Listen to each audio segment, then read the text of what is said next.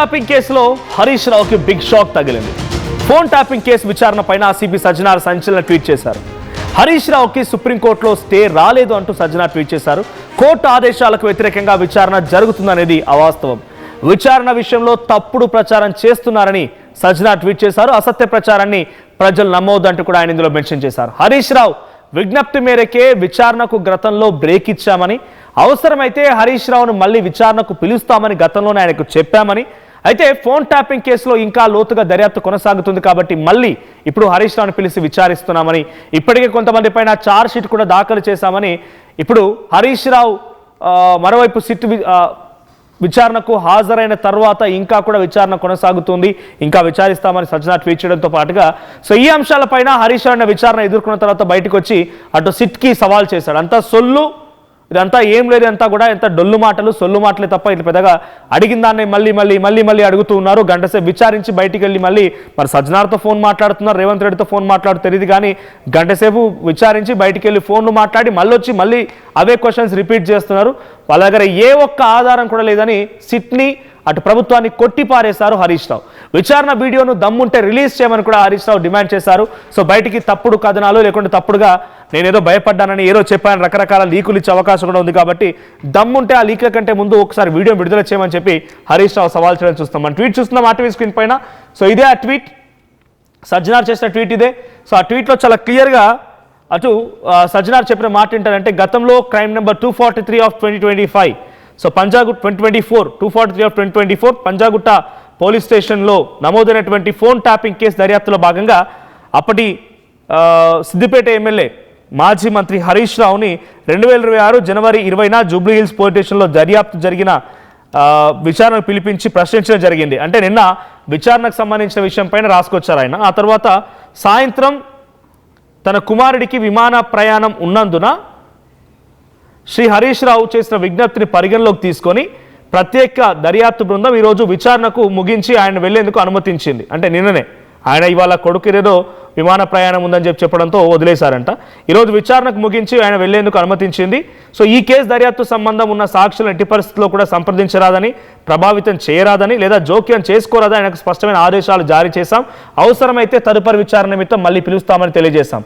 ఈ సందర్భంగా ఒక విషయాన్ని స్పష్టం చేస్తున్నాం. ఈరోజు శ్రీ హరీష్ రావు గారిని విచారించింది కేవలం 243 ఆఫ్ 24 కేసుకు సంబంధించి మాత్రమే.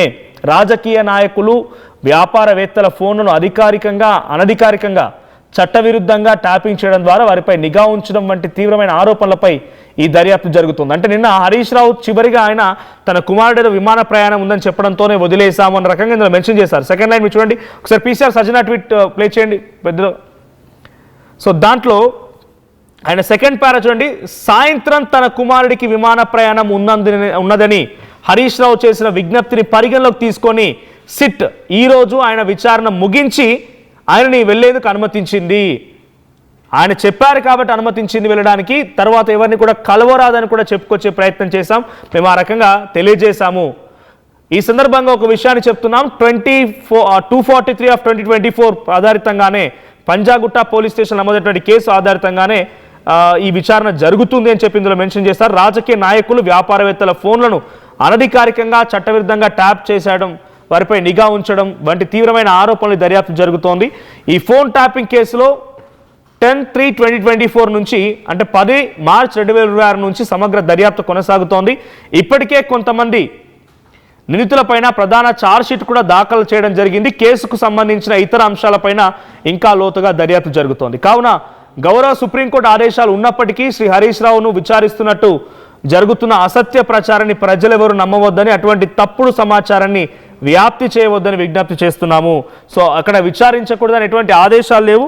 మేము విచారిస్తున్నాం. ఆ కేసులోనే ఆయన తన కుమారుడు ఏదో విమాన ప్రయాణం ఉందని చెప్పి వెళ్ళిపోయాడు, లేకపోతే వాళ్ళ లైన్లో లేకపోతే వదిలేసే వాళ్ళమే కాదన్నట్టుగానే అర్థమవుతోంది. ఏం జరుగుతుందో చూడాలి. సజ్జనా ట్వీట్ ఈ రకంగా ఉంది, కానీ హరీష్ రావు మాత్రం అంత సొల్లు, అక్కడ ఏం జరగలేదు, అడిగిందే మళ్ళీ మళ్ళీ అడిగారు. గంటకు ఒకసారి బ్రేక్ తీసుకొని ఫోన్లో మాట్లాడుతుండేవారు. సజ్జనార్తో మాట్లాడుతుండేవారా లేకపోతే రేవంత్ రెడ్డితో మాట్లాడుతుండేవారా తెలియదు అని చెప్పి మాట్లాడుతున్నారు. సో ఏదేమైనా ఈ సంఘటనకు సంబంధించి ఈ ఫోన్ ట్యాపింగ్ అంశం అనేది ఇంకా చర్చ జరిగే అవకాశం ఉంది.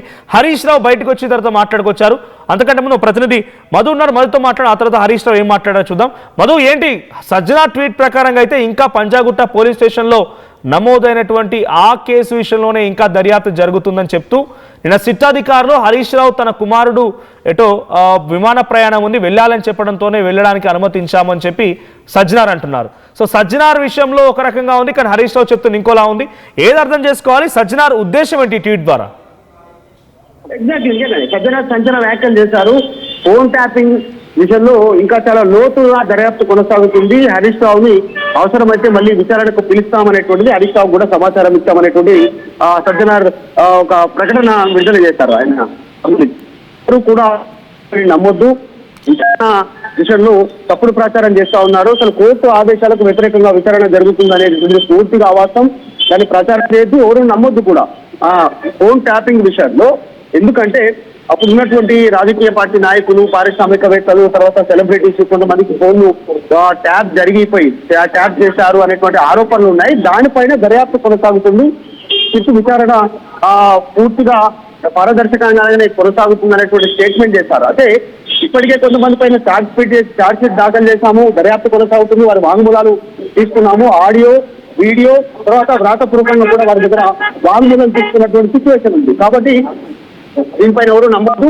దాంతో పాటు అసలు హరీష్ రావును బయటకు పంపిందే హరీష్ రావు రిక్వెస్ట్ మీద అనేటువంటిది సజ్జనారు సంచలన ప్రకటన చేశారు. ఆయన కుమారుడు విదేశీ ప్రయాణం ఉన్నటువంటి నేపథ్యంలో ఆయన బయటకు వెళ్తా ఉన్నారు కాబట్టి సమయం ఇవ్వాలి అని అడిగినందుకు మాత్రమే హరీష్ రావును త్వరగా పంపించాము, ఆయన రిక్వెస్ట్ మేరకు అనేటువంటి ఒక సంచలన విషయాన్ని సజ్జనార్ సిట్ దర్యాప్తు చేస్తా ఉన్నటువంటి బృందానికి ఆయన హెడ్ గా ఉన్నారు. సో ఆయనే ఇది రిలీజ్ చేయడంతో ప్రస్తుతం సస్పెన్స్ కొనసాగుతుంది. ఒకవైపు హరీష్ రావు ఏమో లేదు క్వశ్చన్స్ తిరిగాడు గారు, గంటకోసారి బయటకు బ్రేక్ తీసుకున్నారు, ఇలాంటి స్టేట్మెంట్ చేస్తా ఉంటే అసలు తిట్టు లేదు, లట్టు లేదు, పొట్టు లేదు అనేటువంటిది హరీష్ రావు నిన్న ప్రెస్ కాన్ఫరెన్స్ లో మాట్లాడుతున్న సందర్భంలో కావాలనే రాజకీయ వేధింపులు, రేవంత్ రెడ్డికి సంబంధించినటువంటి బావుమరిది బొగ్గు కుంభకోణం స్కామ్స్ సంబంధించినటువంటి విషయంలో ఏదైతే టెండర్ల విషయంలో జరిగిన అక్రమాలను బయట పెట్టినందుకు కావాలని రాత్రికి రాత్రి నాకు నోటీస్ ఇచ్చి రమ్మని చెప్పారు, అయినా వచ్చానని హరీష్ రావు వెర్షన్ చెప్తా ఉన్నారు. కానీ సిపి సజ్జనార్ సంబంధించిన వ్యాఖ్యలు మాత్రం ప్రస్తుతం చర్చనీయాంశంగా మారాయి ఆయన చేసినటువంటి స్టేట్మెంట్. సో హరీష్ రావు తర్వాత బీఆర్ఎస్ దీని మీద ఎట్లా రెస్పాండ్ అవుతుందో చూడాలి. హరీష్ రావు చాలా స్పష్టంగా చెప్తున్నారు, సజ్జనార్ చాలా స్పష్టంగా చెప్తా ఉన్నారు. హరీష్ రావు రిక్వెస్ట్ మేరకు ఆయనను బయటికి వదిలేసినట్టుగా చెప్తా ఉన్నారు. త్వరలో మళ్ళీ హరీష్ రావుని చుట్టూ విచారించేటువంటి అవకాశం ఉంది.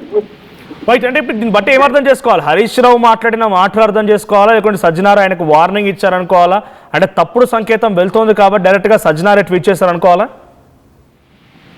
ఎగ్జాక్ట్లీ సిట్టు దర్యాప్తు సంబంధించినటువంటి అధికారి, కీలక అధికారి, దానికి నేతృత్వం వహిస్తున్నటువంటి సజ్జనారే స్పష్టమైనటువంటి ప్రకటన జారీ చేశారు కాబట్టి మరొకసారి హరీష్ రావును పిలిచేటువంటి అవకాశం ఉంది. దాంతో పాటు ఇంకొక కామెంట్ చేశారు సజ్జనార్, లోతైన దర్యాప్తు కొనసాగుతుంది ఈ ఫోన్ ట్యాపింగ్ పైన అనేటువంటి స్టేట్మెంట్ ప్రస్తుతం వైరల్ గా మారింది. హరీష్ రావే కాదు, నెక్స్ట్ కేటీఆర్ ఇంకా కొంతమందిని కూడా విచారించేటువంటి అవకాశం ఉంది. సిట్టు నోటీస్ ఇచ్చి చాలా స్పష్టమైనటువంటి నోట్ విడుదల చేసినటువంటి నేపథ్యంలో చర్చ కొనసాగుతోంది. సో త్వరలోనే మళ్ళీ హరీష్ రావుకి మళ్ళీ తెలుస్తా ఉంది. హరీష్ రావు రిక్వెస్ట్ తోటే ఆయనను బయటికి పంపినట్టుగా ఆయన ప్రకటన జారీ చేయడంతో రాజకీయ వర్గాల్లో చర్చ కొనసాగుతుంది. కాకపోతే నిన్న కేంద్ర మంత్రి బండి సంజయ్ హరీష్ రావుకు మద్దతుగా ఆయన ఒక ప్రకటన విడుదల చేశారు. ఫోన్ ట్యాపింగ్ విషయంలో హరీష్ రావుకు ఏం సంబంధం, హరీష్ రావు ఫోన్లు కూడా ట్యాప్ అయ్యాయి అనేటువంటి ఒక హరీష్ రావుకు మద్దతు ఆయన ప్రకటన విడుదల చేయడం పైన కూడా పొలిటికల్ సర్కిల్లో చర్చ కొనసాగుతుంది. చూడాలి టీఆర్ఎస్ ఎట్లా రెస్పాండ్ అవుతుంది. రైట్, అంటే జనరల్గా మధు ఒక పొలిటికల్కి సంబంధించిన మీడియా సమావేశాల పైన లేకపోతే వాళ్ళు మాట్లాడిన మాటలపైన అధికారులు జనరల్గా రియాక్ట్ అవ్వరు. అది పోలీస్ అధికారులు ఇంకా ఇతర అధికారులు అయినా కూడా. సజ్జనార్ డైరెక్ట్గా తప్పుడు సంకేతం వెళ్తోంది, ఇది కాదు వాస్తవం, ఇదే అనే రకంగా చాలా గంటాపదంగా ఆయన ట్వీట్ ద్వారా వెల్లడించారు. సో అంటే దీన్ని బట్టి చూస్తుంటే సజ్జనార్ ఈ కేసుని చాలా సీరియస్గా తీసుకున్నారు అనుకోవాలా? రాజకీయ ప్రమేయాన్ని ఆయన ఎలాగైనా ఛేదించాలనే పనిలోనే ఇంకా సీరియస్గా ఉన్నారనే రకంగా సంకేతం ఇస్తున్నారా? నిన్న నిన్న వర్కింగ్ ప్రెసిడెంట్ కేటీఆర్ బీఆర్ఎస్ పార్టీకి సంబంధించి ఆయన కూడా స్టేట్మెంట్ చేశారు. ఒక రకంగా సజ్జనార్కి వార్నింగ్ ఇచ్చారు. దర్యాప్తు అనేటువంటిది ముఖ్యమంత్రితోటో ప్రభుత్వానికి అనుకూలంగా చేయొద్దు, ఏం జరుగుతుందో అది చూడాలనేటువంటి చెప్పే ప్రయత్నం చేస్తారు. మీరు ఎప్పుడు అక్కడే ఉండరు, ఎప్పుడు ఇలాగే ఉండరు, ప్రజలు నిర్ణయిస్తారు ఎవరెక్కడ ఉన్నారనేటువంటి స్టేట్మెంట్ చేశారు. కాబట్టి చర్చ కొనసాగుతా ఉంది. సో సజ్జనార్ కాస్త దూకుడుగానే ఉన్నారు. ఈ సిట్టు ప్రత్యేక దర్యాప్తు జరుగుతూ ఉంది కాబట్టి, ఎందుకంటే గతంలోనే ఆల్రెడీ కాంగ్రెస్ అధికారంలోకి రాగానే ఒక సిట్ వేశారు. దానికి సంబంధించి అందరి దగ్గర ఒక వివరణాత్మకమైనటువంటి విచారణ చేశారు. వీడియో ఆడియో రికార్డింగ్ చేశారు. వారు మాట్లాడినటువంటి సమాచారం సేకరించారు. ఇప్పటికే డాక్యుమెంట్ ఇచ్చారు. కొంతమంది రిమాండ్కి పంపించారు, కొంతమంది పైన ఎఫ్ఐఆర్ బుక్, కొంతమంది బెయిల్ పైన ఉన్నటువంటి పరిస్థితి. సో ఇప్పుడు సెకండ్ లెవెల్ సంబంధించినటువంటి దర్యాప్తు కొనసాగుతా ఉంది. సిట్కి సంబంధించి సెకండ్ లెవెల్ దర్యాప్తులో మేజర్ కీ రోల్స్ ఎవరు అనేటువంటి దానిపైన ఫోకస్ చేస్తున్నట్టుగా కనిపిస్తా ఉంది. సో సజ్జనార్ కూడా కాస్త ఘాటుగానే రెస్పాండ్ అయ్యారు. ఇంతవరకు ఎవరు రెస్పాండ్ కాలేదు ఇట్లా సిట్కి సంబంధించిన విషయంలో.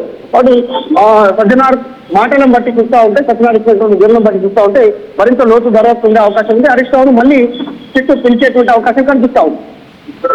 Right, thank you Madhu.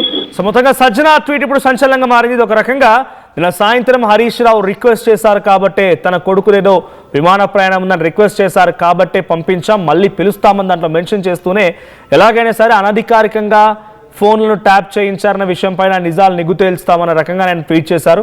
So ఏదేమైనా హరీష్ రావు బయటకు వచ్చి సొల్లు ఇదంతా డొల్లు మొత్తం ఏం లేదంతా అడిగిందానే మళ్ళీ అడుగుతున్నారు. ఈ విచారణ అక్రమంగా చేసినటువంటి విచారణ లేకపోతే కుట్రలో భాగంగా నోటీసులు ఇవ్వడమే అన్నట్టుగా హరీష్ రావు చెప్పడం, ముఖ్యమంత్రి రేవంత్ రెడ్డి బావమరిది విషయంలో బొగ్గు కుంభకోణం బయట పెడుతున్నానని చెప్పి నా పైన కుట్ర పన్ని రాత్రి ఉదయాన్నే ఇలా బయట పెట్టాలని, అంతలోనే సాయంత్రానికల్లా నాకు నోటీసులు ఇచ్చి విచారణకు పిలుస్తూ ఉన్నారు.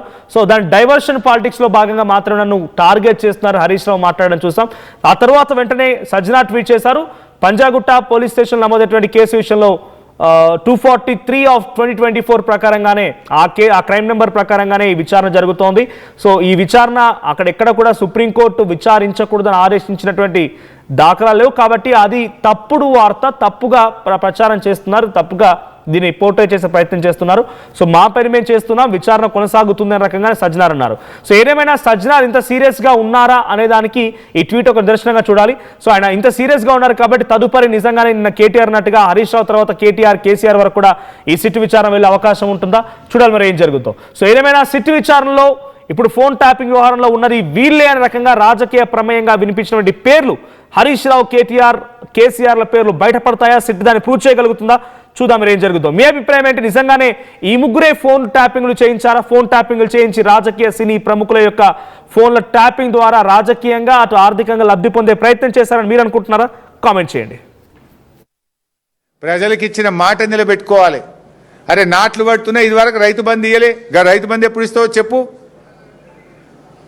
నాట్లకు కేసీఆర్ పైసలు ఇస్తాను, ఓట్లకు పైసలు ఇస్తున్నావు. ఓ పంటకి ఇస్తున్నావు, ఓ పంటకి ఎగబెడుతున్నావు. నాకు తెలిసి ఇవాళ మళ్ళీ లీక్ ఇస్తారు, ఇట్లయిందట అట్లయిందట, లోపల ఓ చిల్లర లీక్ ఇస్తారు. దమ్ముంటే వీడియో బయట పెట్టు. మొత్తం వీడియో రికార్డింగ్ అయింది కదా. I'm challenging Revanth Reddy.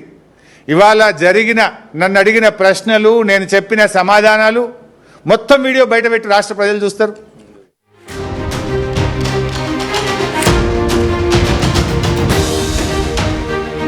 +900 companies, 7.89 lakhs per annum average CTC, 100% placements, KL deemed to be university.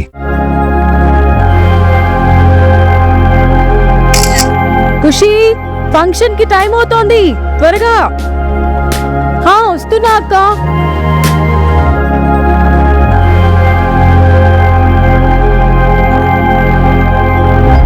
Phone కి ఫిల్టర్ ఉంది కానీ అద్దానికి లేదు.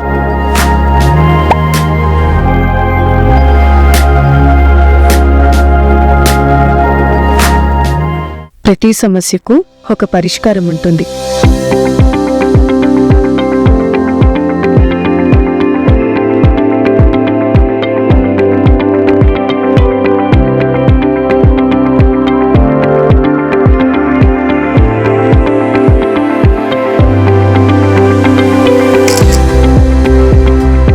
Same dress, same vibe, but now unfiltered confidence.